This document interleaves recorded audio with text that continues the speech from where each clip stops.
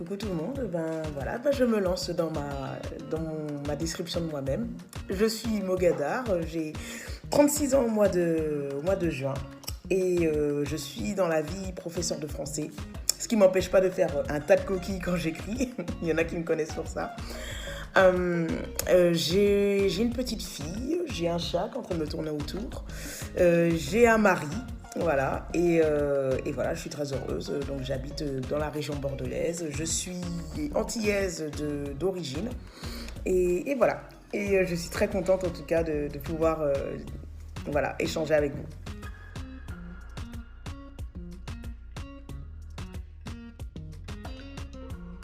L'écriture pour moi en fait ça a commencé en 2017.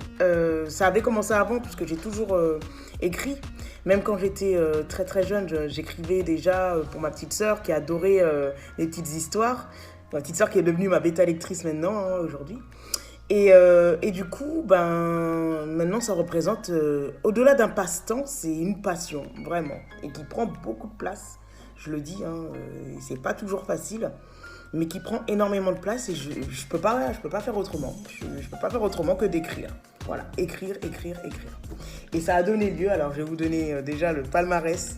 Alors mon premier livre, ça a été Black Feelings, voilà, édité aux éditions Hugo New Romance. Premier livre qui m'a fait connaître finalement, hein. Je ne suis pas encore très très connue, mais voilà, c'est surtout avec ce livre-là que les gens me connaissent. J'ai gagné un concours avec cette histoire qui parle de harcèlement et c'est vraiment le livre qui me tient tout spécialement à cœur parce que ça a été celui-ci qui m'a révélé à ma passion, vraiment. J'avais écrit des petites histoires avant, mais celui-là, je me suis vraiment passionnée pour mon personnage. Donc il y a eu celui-là, il y a eu une saison 2 aussi, donc qui a été aussi édité chez Hugo New Roman, qui est donc un spin-off, hein, voilà, c'est pas une suite, c'est un spin-off.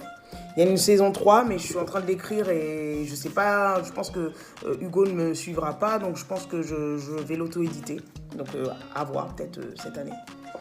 Et puis il y a eu, donc après je me suis lancée dans le 4 mains, c'est-à-dire pour ceux qui ne connaissent pas la parution à 4 mains, c'est quand on écrit avec une autre personne. Donc j'ai écrit avec une amie qui s'appelle Ellie Davis.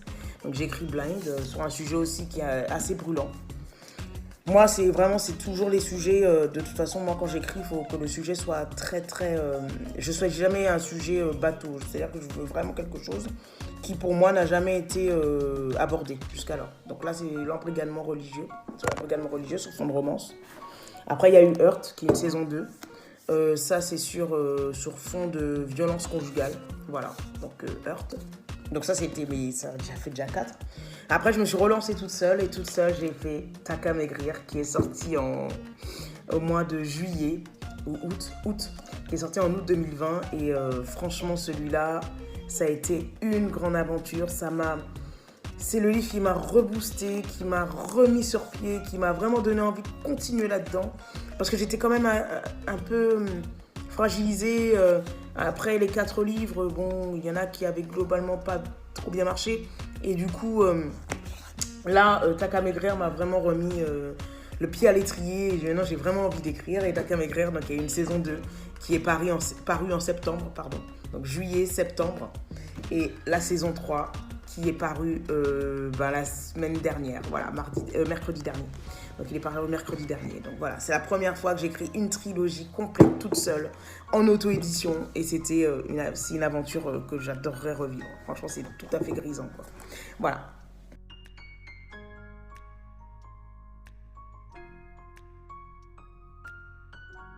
Alors, combien de temps pour écrire un livre? Alors, bon, ça dépend. Alors, vous voyez là, en fait, pour Black Feelings, je l'ai écrit en 3 mois.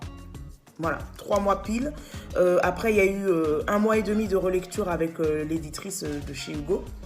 Et ensuite, j'ai continué, quoi. Et en général, il me faut 1 mois. Il me faut un mois et demi pour écrire l'intrigue en elle-même, on va dire.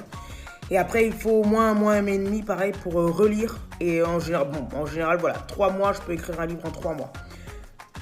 Qui peut être paru. Un livre après qui est en édition classique, je pense qu'en 1 mois et demi, c'est gérable, quoi.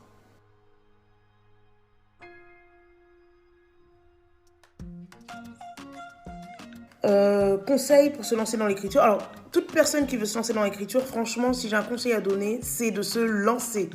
Faut vraiment pas avoir peur de la critique, des échecs. Franchement, vous en aurez, hein, je pense. À part vraiment les très très grands écrivains, et j'en connais, et bravo à ces gens-là. Mais moi, personnellement, ça m'est arrivé, voilà. Il y a des livres qui se sont pas bien vendus. Bon, bah, je me dis, je laisse faire le livre une fois qu'il est fait. Il faut se dire qu'il aura toujours sa chance.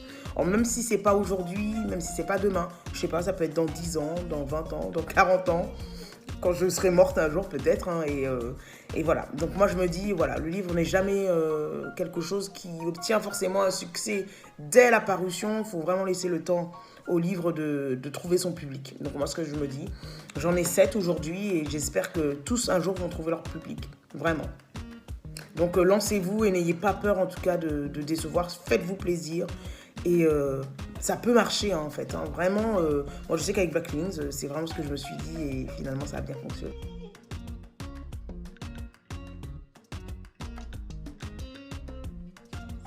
Alors, mon rituel d'écriture, j'en ai pas réellement, si quand même. J'aime bien que ma maison soit propre. Donc, au moins, l'aspirateur de passé, j'arrive pas à écrire quand c'est sale.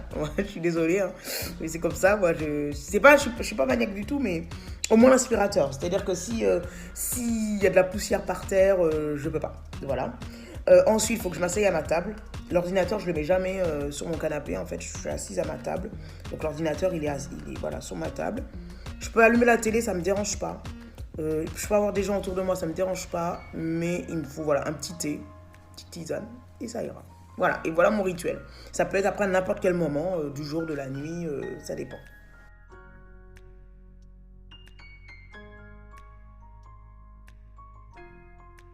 Les plus belles rencontres littéraires, j'en ai eu énormément. Déjà au départ, quand j'ai commencé avec Fictia, j'ai connu des gens vraiment extraordinaires. Les éditions Hugo, franchement, c'est des gens très gentils, très à l'écoute, très humains, je dirais. Donc ça, c'est aussi de belles rencontres. Et puis après, il y a les rencontres qu'on fait au-delà du simple aspect auteur. Il y a aussi tous les lecteurs qui vous envoient des messages, des gens avec qui vous êtes restés amis, des gens avec qui vous discutez quand même après qu'ils aient donné un avis sur votre livre. Et ça, pour moi, voilà, c'est des rencontres à l'infini. Et je ne compte pas le nombre de personnes que je tiens à remercier, en tout cas, pour le fait d'être venu me découvrir à travers une histoire et qui ont pris la peine après de venir me découvrir moi en tant que personne. Voilà. Donc ça, voilà, ce sont des rencontres, les plus belles rencontres, je crois que c'est pour toujours, quoi.